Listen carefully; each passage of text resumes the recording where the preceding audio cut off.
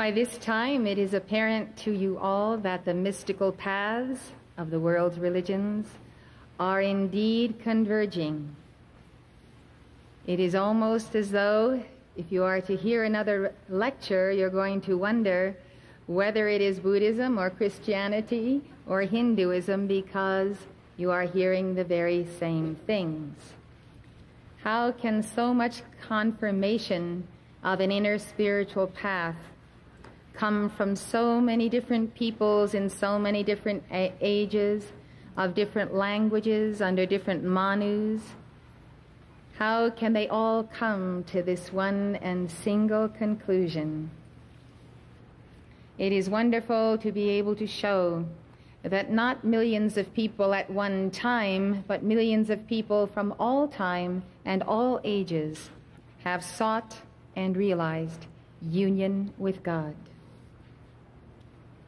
So we are going to look at the path that has been developed by our beloved Gautama Buddha for this discipline and this entering in. I'm going to read to you a prayer by Shantideva, an 8th century Buddhist monk and scholar who was revered as a Bodhisattva. It has been described as a magnificent canticle of love and charity that should inspire all of you who would become the Bodhisattva. First, let me tell you that the definition of the word Bodhisattva, in the simplest sense of the word, means disciple.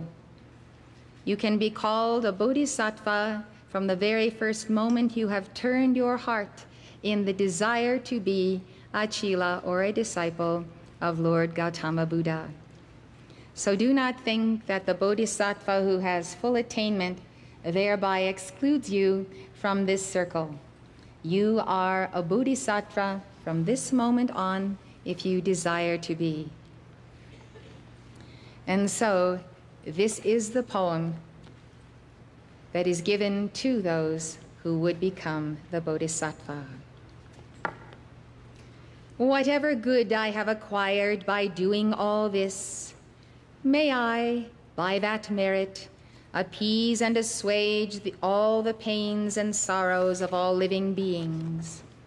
May I be like unto a healing drug for the sick. May I be the physician for them and also tend them till they are whole again. May I kill the pain of hunger and thirst by raining down food and drink.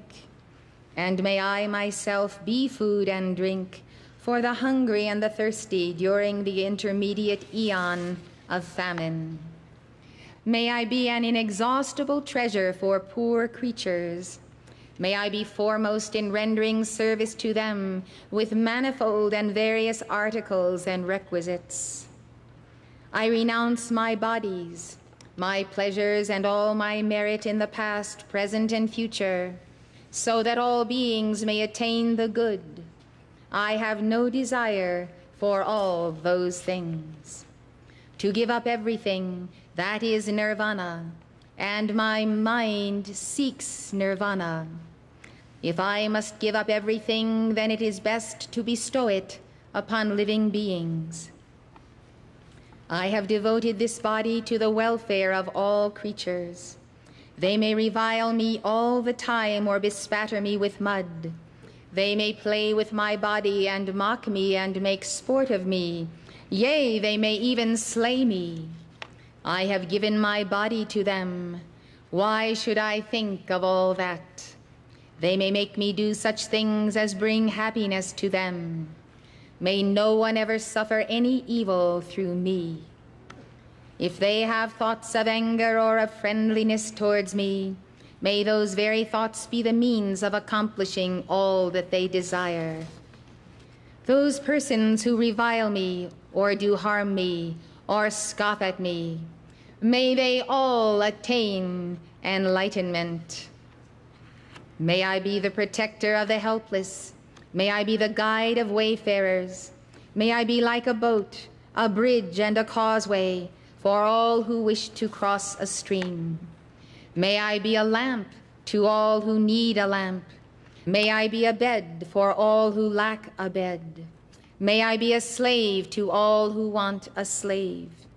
May I be for all creatures the philosopher's stone and a pot of fortune, even like unto an efficacious rite of worship and a potent medicinal herb. May I be for them the wish-fulfilling tree and the cow yielding all that one desires. I would like to translate a few of these concepts for you. To give up everything for nirvana, we should have to draw a zero where we are standing. But the zero is really the circle of God. Giving up everything means giving up everything that is not God or of God. Our understanding of being all things to all people is an understanding that God in us can meet the needs of all whom we meet. Sometimes we don't think so, but try affirming that and see what happens. The concept of praying that all of one's enemies become enlightened is in itself enlightened self-interest, because if your enemies become enlightened, they will no longer attack you. It is the best prayer to make for enemies. This prayer is the voice of the devotees of all paths of the world's mystical religions, who so love God in his creatures that they desire to give away everything they have, including themselves. The things we cannot give away are the things with which we identify ourselves. In other words, without these things, we would not feel that we had an identity. Rather than concentrate on what we are giving away in this life, let us concentrate on who we are. And when we realize the full identity of God in us, or even more than we have in this moment, we will see that we are able to part with those things that are really props to our lesser consciousness. God doesn't expect us to live in a mud hut with nothing, not even utensils for cooking food. God realizes the necessity of life. Sometimes when we read the Buddhist texts, they seem to lack an awareness of the human condition. Remember, Buddhism is on the crown chakra, and we find that their texts are often written at an intellectual level that seems beyond the level of our ability to attain. There is a balancing factor to all that I'm going to read to you. In his Wesak address, April 28, 1991, Gautama Buddha defined Buddhism as the igniting of the internal being of God. The igniting of the internal being of God. Isn't this why we have all come here today? We have come in the hope that somehow something inside of ourselves could be ignited because we have made a pilgrimage, because we have come to this very special place, because we sense and feel if we do not see the ascended masters in our midst. We are seeking to become more than we are, and when we become that more, we will let go of certain things that we are really not. Gautama Buddha has told us, you can be me, and I can be you, right where you are. Just close your eyes, recite the word Om, see the electronic presence of Gautama Buddha placed over you. You can even look at the visualization of the painting of Gautama. Just accept that you are the Buddha and the Buddha is you.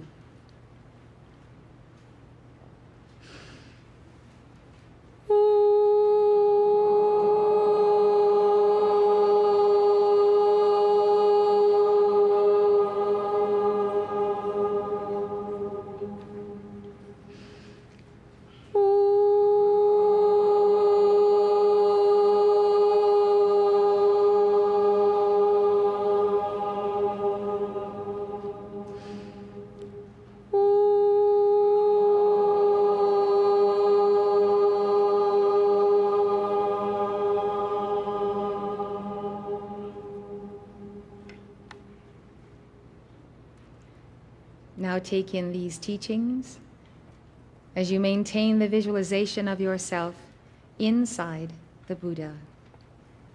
You have the seed of Buddha right inside of you, and because you have it, you have the potential to become the Buddha. Gautama taught this same message when he walked the earth. He was the embodied Buddha in the 6th century BC. Sprinkled throughout the Mahayana scriptures is Gautama's teaching that all beings have the essence of Buddhahood. This essence or seed has also been called the Buddha nature. We read in one Buddhist text, there exists in each living being the potential for attaining Buddhahood, called the Buddha essence, the legacy abiding within. Another text attributed to Lord Maitreya speaks of this essence or seed. The road to Buddhahood is open to all. At all times have all living beings the seed of Buddhahood in them. After Gautama Buddha attained enlightenment under the Bo tree, he traveled throughout India for 45 years, preaching his doctrine of the Four Noble Truths, the Eightfold Path, and the Middle Way. He taught his disciples to likewise devote themselves to spreading the doctrine in order to liberate souls that they might realize the Buddha nature within. In Mahayana Buddhism, this is called the Bodhisattva ideal. It is the ideal path for you and me. A Bodhisattva is one who reaches for enlightenment, not for himself, but on behalf of a suffering humanity. Out of compassion for their plight, he vows to forego the attainment of nirvana until all beings are liberated. Bodhisattva is a Sanskrit word which means literally a being of Bodhi, a being of enlightenment, a being destined for enlightenment, one whose energy and power is directed toward enlightenment. The path of the Bodhisattva is generally divided into 10 stages called bhumis, B-H-U-M-I-S. These stages vary from text to text and commentator to commentator, but in each case the Bodhisattva strives to progress from one stage to the next until he obtains enlightenment.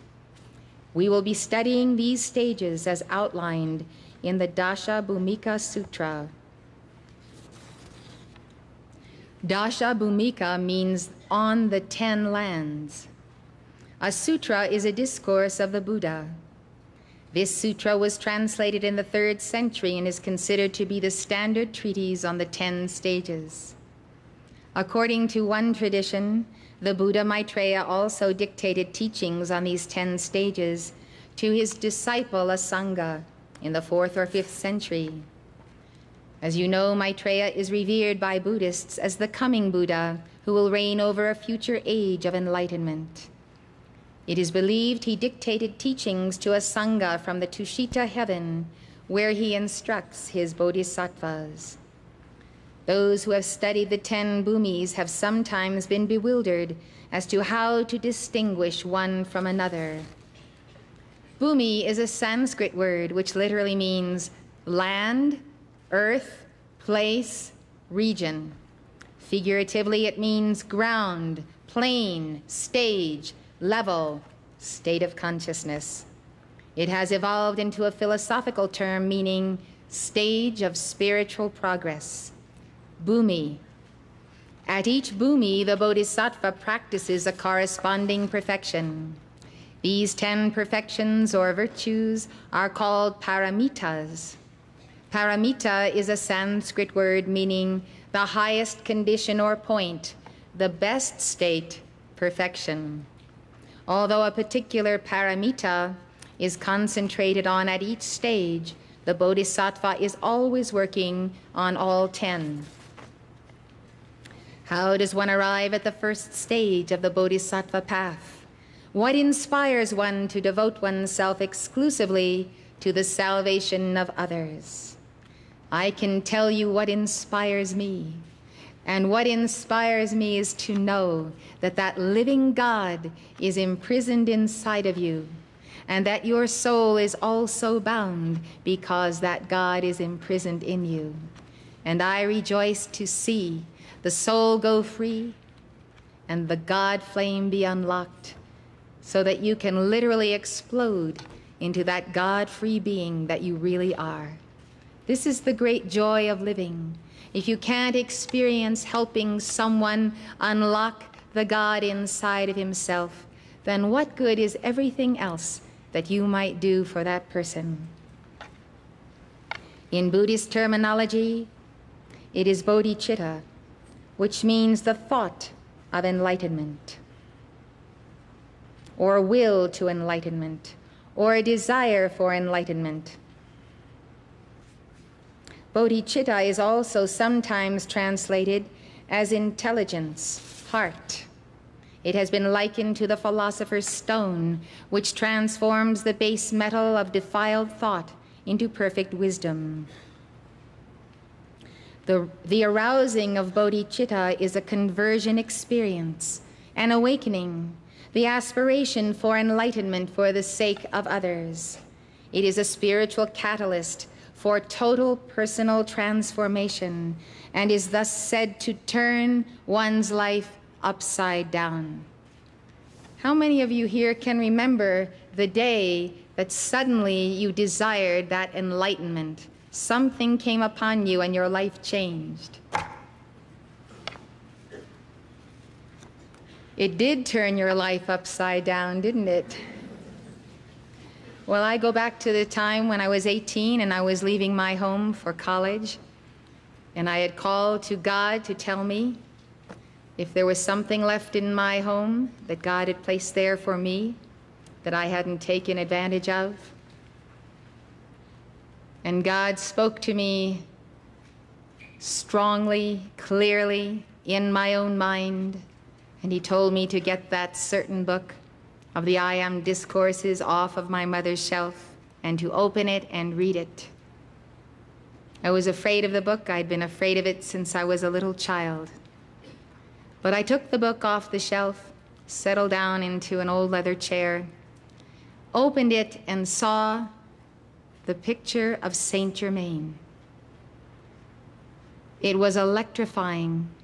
I leaped out of the chair and ran to show the picture of Saint Germain to my mother, and I said, "Mother, do you know him?" She said, "Yes, I know him." And I said, "Why haven't you ever told me about him?" She looked a little bit sheepish, and she said, "Because I wanted you to discover him for yourself." I don't really think my mother ever wanted me to discover Saint Germain, because she was not very happy after I did. But I want to tell you, as I look back upon that record, though I didn't realize it at the time, I realize it fully now, that Saint Germain himself was there fully in his electronic presence. And he was calling me to my mission, and he put in me an unfurled spiral, a coil of energy. And from that moment on, I sought him relentlessly for 5 years. I had to find Saint Germain, and I didn't know that there was any such thing as an I Am activity. It took me all over the place till I finally found Saint Germain. But I mark that moment in my life as the turning around of my life. And something else I have learned about my life of the first 18 years, that the first 18 years of this embodiment were a testing of my soul under very difficult circumstances in my home and surroundings. Most people I knew, and especially my parents, were a karmic challenge and a challenge from ancient times. And I suddenly realized how I practiced chilaship under my parents, being devoted to them, obedient, not talking back, doing whatever they required me to do, etc., etc. And what Saint Germain told me not so long ago, as that I was reviewing that era of my life, he said, if you had not passed your tests in those 18 years, I could not have come to you on that day and initiated your mission. So don't be burdened when you realize what you have gone through as a child. I speak to children and children in adult bodies. I speak to people of all ages who are still suffering from experiences of their childhood. And so often the suffering is a suffering of a sense of injustice. Why did this have to happen to me? Why did they have to treat me that way? And so on and so forth. It is so important to simply accept that we have karma, that God is just. And if we were done to, no doubt we did to others in previous lives. And we had to learn compassion and mercy some way. And if we refuse to learn it under the great gurus, then we would learn it by our karma. Understand that if you had a difficult time from your birth to your adulthood in those years, understand it this way, that God loved you so much and trusted you so much and had such confidence in you that he gave you all of that karma in the beginning so that by the time you finished school and were on your own, you didn't have to face that heavy karma. You would have balanced it had you behaved properly and done what you should do and come into a time when you would be more free to pursue your career and your spiritual path. It is best to get on with life and to say, I thank you, my God, for what you have given to me. For I know that you did judge that whatever happened to me was the best learning for my soul, the teaching I needed, what I had to grapple with so that I could become who I am. Let your prayer rest, trust God, and when the images recycle, put them into the violet flame and say, oh God, I am grateful, I am free. Please do this.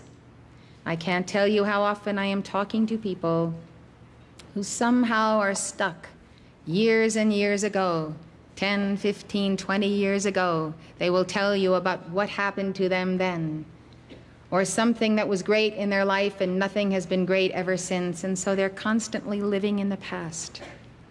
You need to get on with being a Bodhisattva. You need to let all of this just drop from you. Let go of it, and I'm going to teach you how to forgive your enemies shortly in this lecture. Bodhicitta, remember, it is intelligence-heart. So it combines the crown chakra and the heart chakra. It has been likened to the philosopher's stone, which transforms the base metal of our human karma of defiled thought into perfect wisdom. The arousing of bodhicitta is a conversion experience, an awakening, the aspiration for enlightenment for the sake of others. It is a spiritual catalyst for total personal transformation. And as I already said, it turns one's life upside down. I am glad God turned me upside down and then made me right again. Aren't you?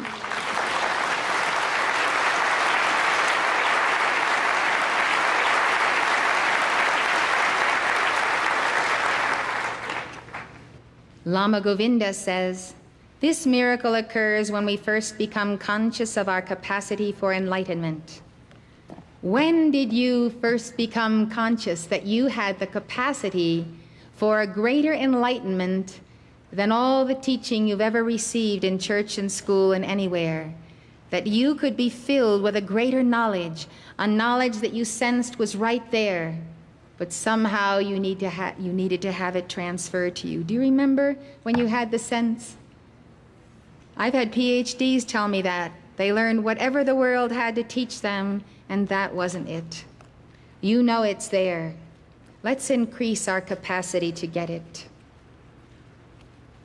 When for the first time the consciousness of enlightenment seizes hold of us, the flashing forth of the bodhicitta gives one's life a new meaning, an unshakable directness toward the great goal, the great goal. The becoming aware of this spark of the bodhicitta is the beginning of the bodhisattva path. So we don't even realize that we became bodhisattvas perhaps long ago in this life or many lifetimes ago. We've come together to pick up the path. The path brings about liberation from suffering and from the fetters of egohood, not by a denial of life, but by serving one's neighbor in the course of striving for perfect enlightenment.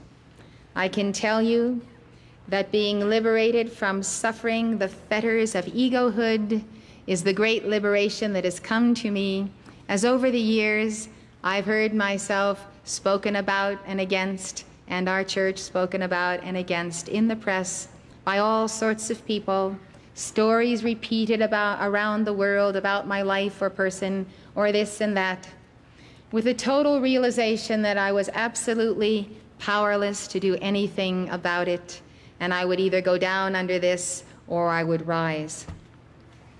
And there always comes to me the words of Mark Prophet, which he said to me and which I have given to every one of my children. He said, "There's one thing you can't do in life, Elizabeth." And I said, "What?" And he said, "You can't make people like you. It's absolutely impossible. Not any one of us can make people like us." And so I found that the only thing that would possibly or could possibly suffer under persecution would be my ego. And watching that ego dissolve little by little like a sugar cube, and realizing that none of this is touching the real me or necessarily true about the real me, has been such a liberation that I cannot even tell you. What is most important is that I know that in my heart, my soul, and my being, I am right with God and you, the keepers of the flame. And I have peace every single day of my life, unconcerned about whatever is being said wherever. I invite you to enjoy this freedom of not suffering the gossip, the calumny, the condemnation, and the misunderstandings of acquaintances and strangers. It's the greatest liberation you will know, for starts.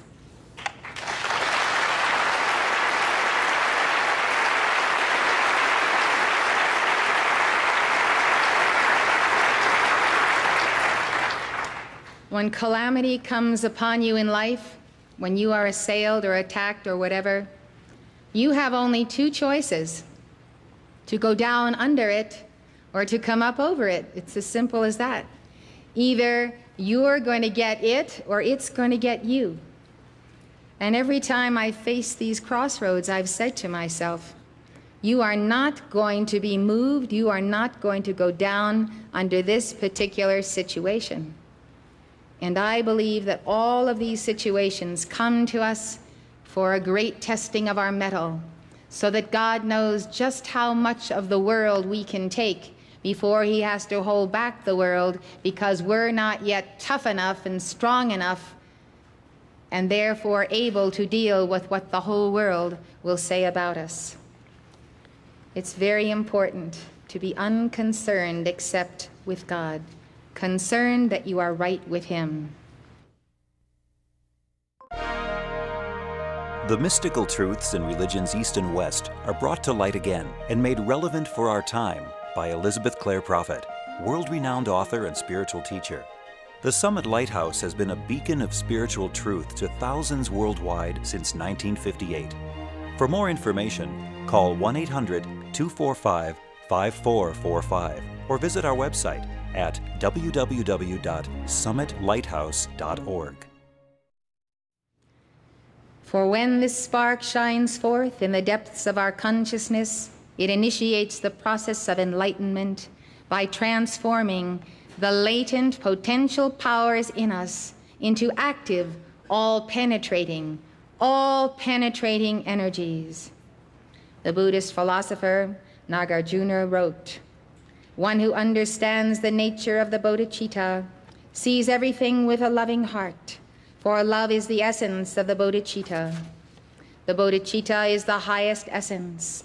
Therefore, all bodhisattvas find their raison d'etre of existence in this great loving heart." Buddhist monk and scholar Sangharakshita says, "The rising of the thought of enlightenment is the most important event that can occur in the life of a human being. As by the discovery of a priceless jewel, a poor man becomes immensely rich, so with the rising of the thought of enlightenment, the devotee is transformed into a bodhisattva. Bodhicitta is not a phenomenon which arises once at the beginning of a bodhisattva's career and then subsides. Like a tiny spark that develops from a flame into a world-engulfing conflagration, it grows as the bodhisattva progresses.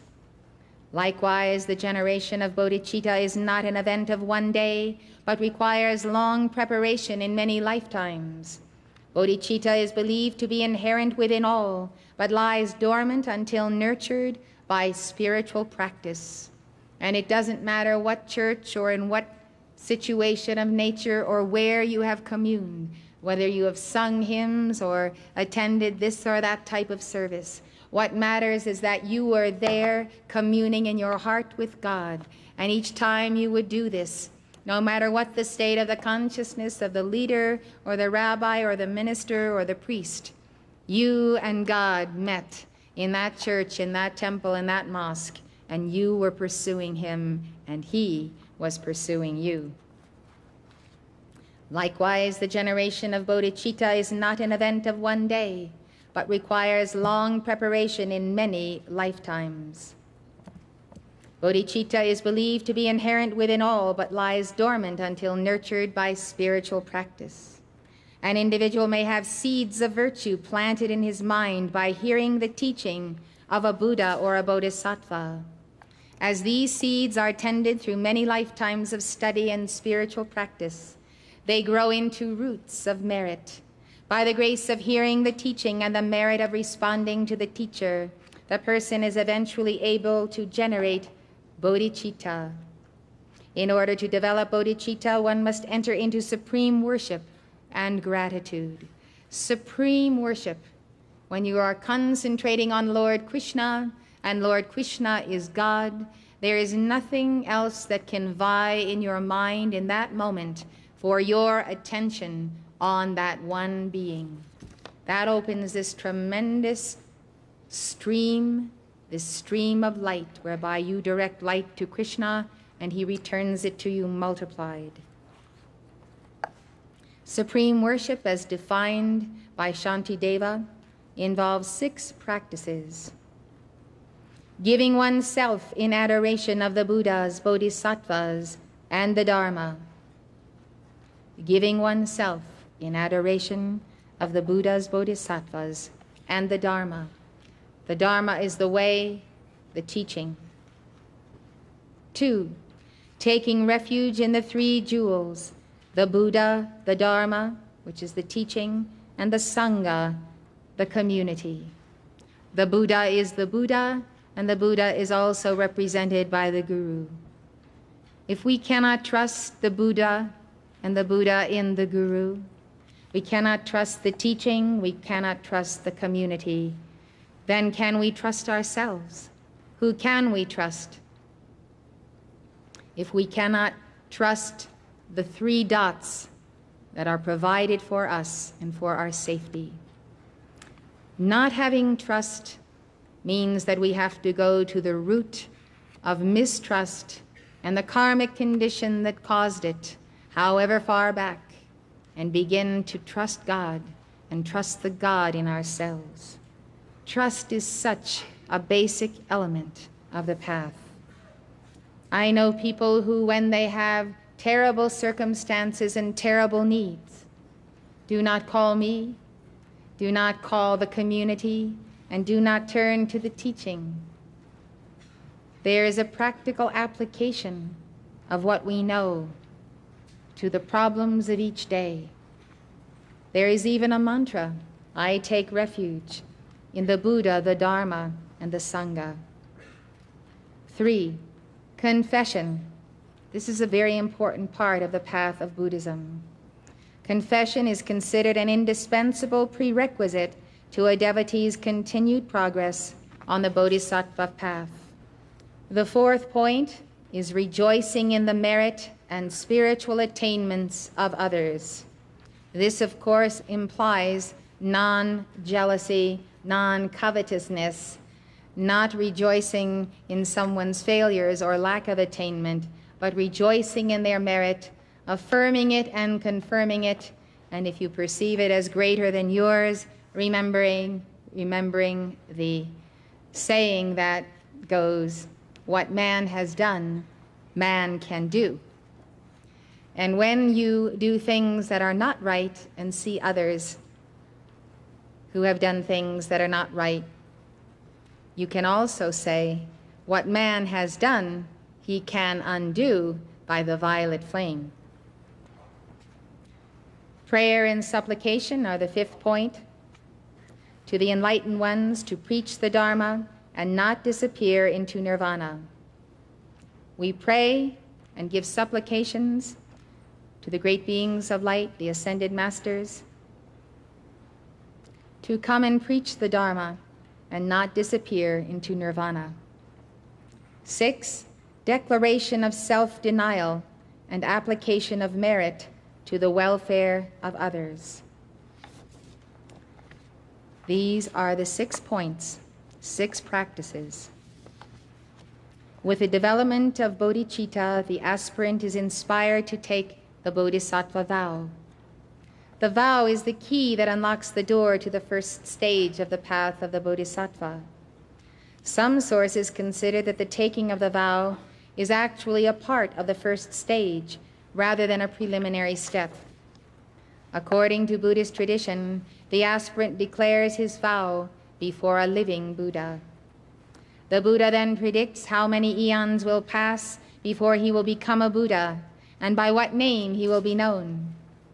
If it is not possible to make the vow before a living Buddha, one may take his vow before a spiritual director, who one should revere as the emanation of the Buddha. Reliance on a spiritual teacher is fundamental to the Bodhisattva path. This is especially emphasized in Tibetan Buddhism. By the diligent practice of the teachings given by the true spiritual director, the disciple gains the blessings of all the Buddhas. Tibetan Lama Dilgo Khyentse explained this principle in his book, The Wish-Fulfilling Jewel. If one sees the teacher merely as an ordinary being, then one will only receive the blessings of ordinary beings. If one sees him as an arhat, then one will receive the corresponding blessings.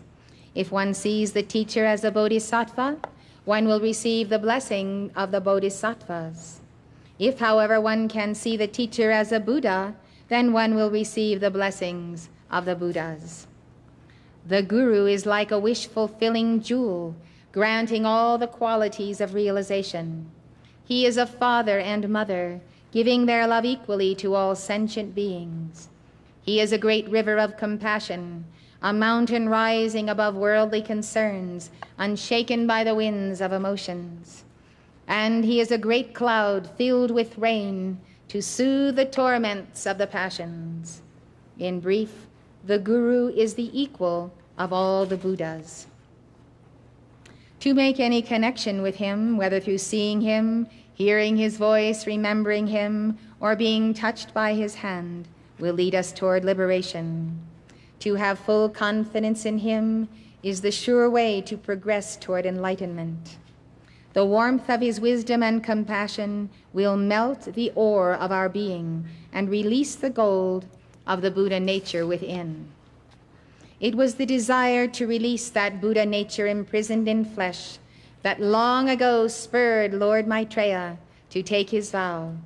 He told us about it in a dictation, November 21, 1976. I saw my God imprisoned in flesh. I saw the Word imprisoned in hearts of stone.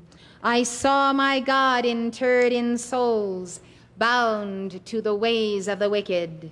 And I said, I will not leave thee, O my God. I will tend that fire. I will adore that flame. I will adore that flame. And by some will aspire to be with me. I will not leave thee, O my God. I will tend that fire. I will adore that flame. And by some will aspire to be with me. Let us have that conviction. I have had that conviction all of my life, and possibly many lifetimes. I believe that if I keep the flame where I am, others will come and keep the flame. Do you believe that? Yes. There are numerous versions of the Bodhisattva vow, but in essence they all contain the same formula. So long as there remains a single being who has not been liberated, I vow that I will not enter nirvana. Why is that of such great concern? It is of great concern because God is in that being. And as we study more and more the Kabbalah, we realize that those sparks descended in that original disruption of the tree of life, and the sparks of the Sphirot descended and were caught into this lower world. And therefore we have to liberate those sparks of God. We are on earth because there is a need for liberation of God that is imprisoned in matter through people and in people. So we say, I will stay here to the end, even for the sake of one living soul, because that living soul has the potential to be God. Many Buddhists give the following version of the Bodhisattva vow daily. However innumerable beings are, I vow to save them. However inexhaustible the passions are, I vow to extinguish them. However immeasurable the dharmas are, I vow to master them. However incomparable the Buddha truth is, I vow to attain it. Buddhists stress the importance of renewing the Bodhisattva vow every day. Before renewing his vow, the disciple confesses his transgressions before the Buddhas, repenting of all sins he has ever committed from all lifetimes, known or unknown, intentional or unintentional. The Bodhisattva vow is eternal. This is a wondrous thing about the Bodhisattva vow. It is not lost between lifetimes, but it affects all successive incarnations.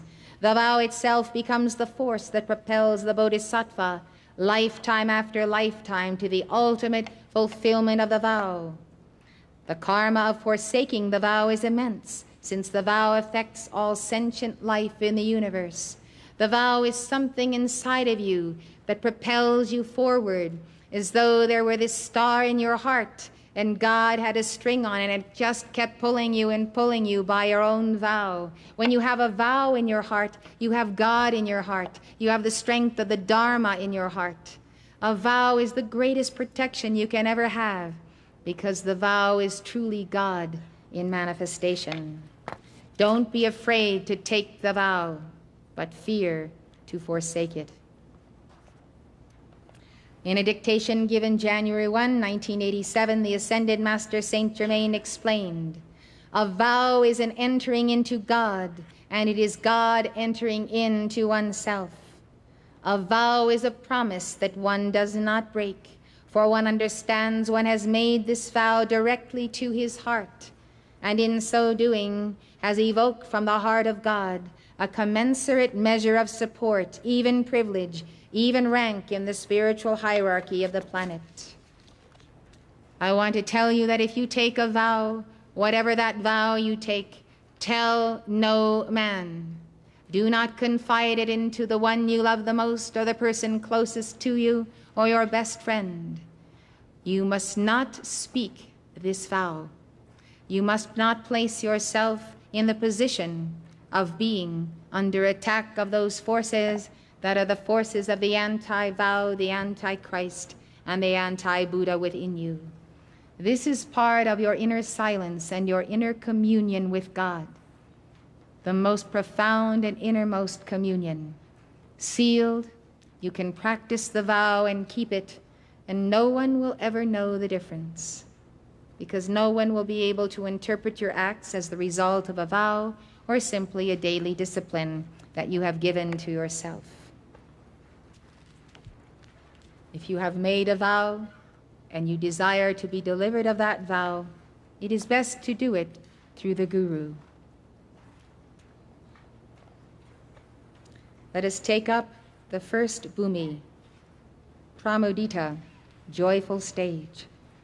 The Bodhisattva enters this stage after the awakening of bodhicitta and upon taking the Bodhisattva vow. As you recall, bodhicitta means the thought of enlightenment. The thought of enlightenment. As the Bodhisattva begins the path of Buddhahood, he is overwhelmed with joy.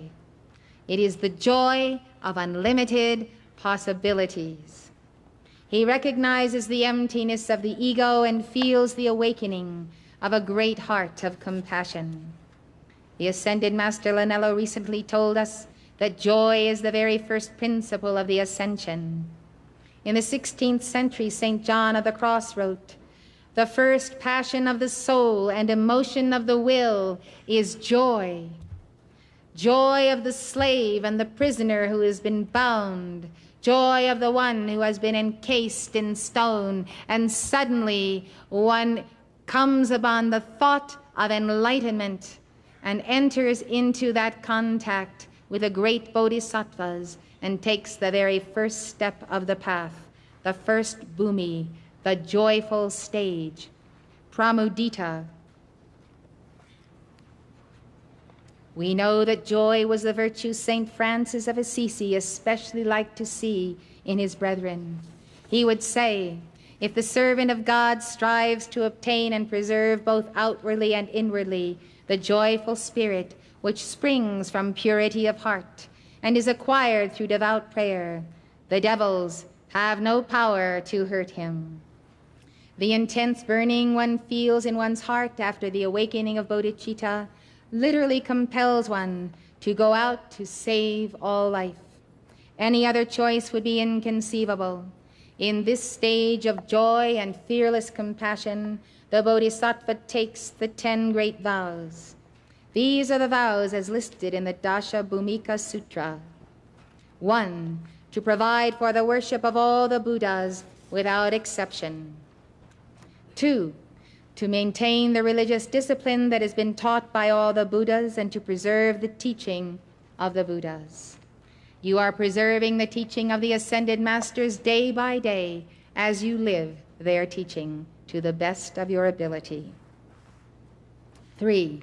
To see all the incidents in the earthly career of a Buddha. The Buddhist ideal was to emulate the Bodhisattvas of the past. This is like the imitation of Christ.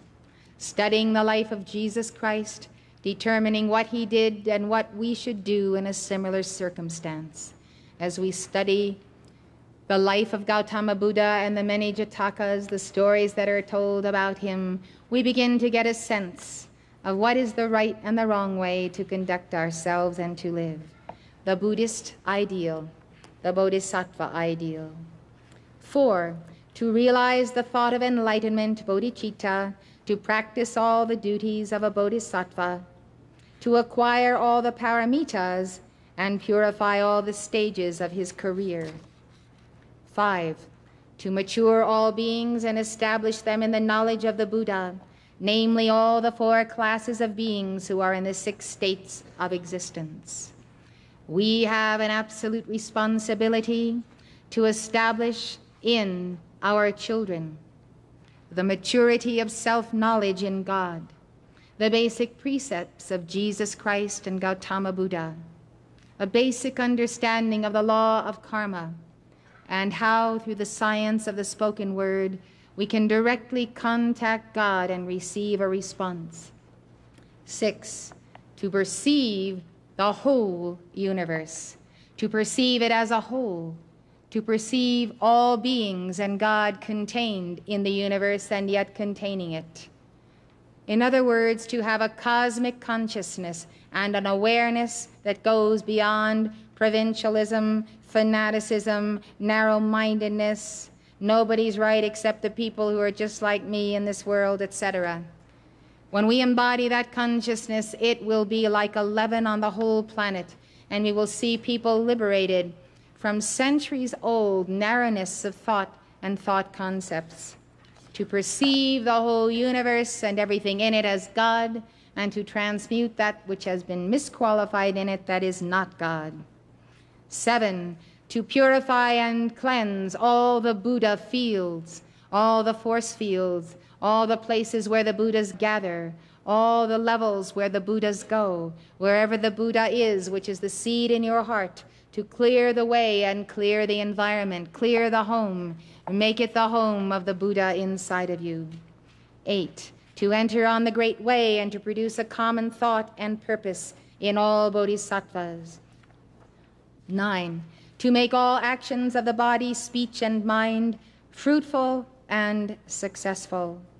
To be fruitful, that is to bear fruit, and to be successful, our thoughts, our actions, our words, these things must be in a harmonious vibration.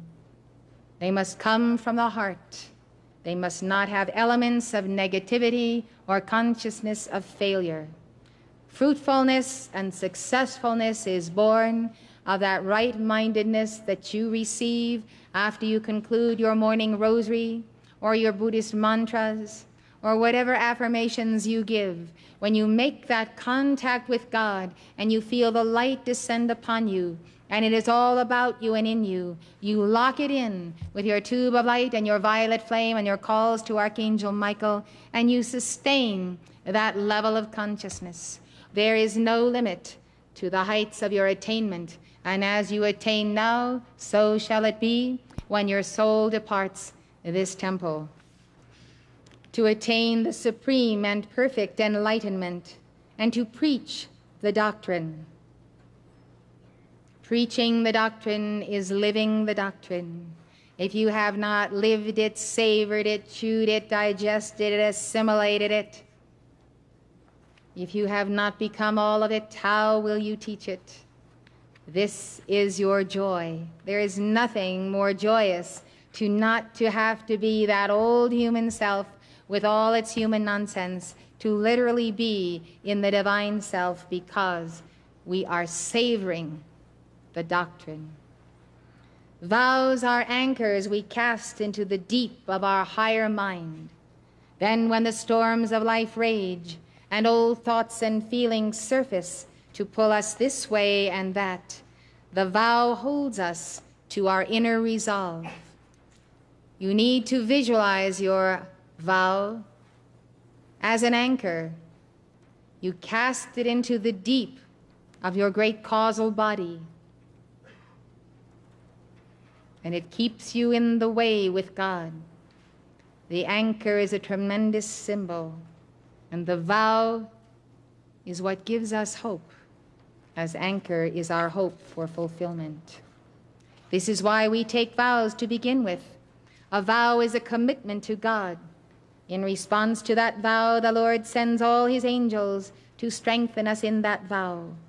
God's angels reinforce our free will to keep our vow in the face of trial and temptation. The 10 vows I have just listed for you are the 10 traditional Bodhisattva vows. In addition to these 10 vows, in our community we give the 10 vows of Kuan Yin, and these vows are taken from the Great Compassion Heart Dharani Sutra. Kuan Yin is the Bodhisattva of compassion, the mother of mercy. She is revered as the great savioress of the East. In the Dharani Sutra, Kuan Yin explains that those who wish to bring forth a heart of great compassion for all beings should first follow her in making these vows.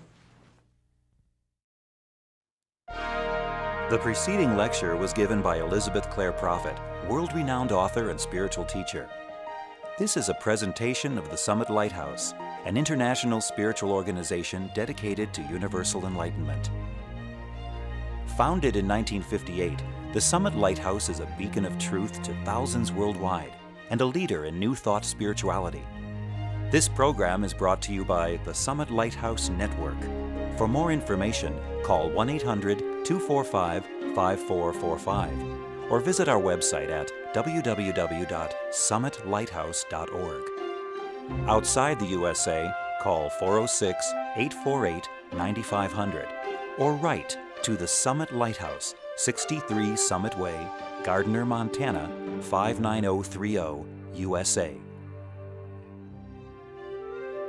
For more information about mystical paths of the world's religions, go to www.mysticalpaths.org.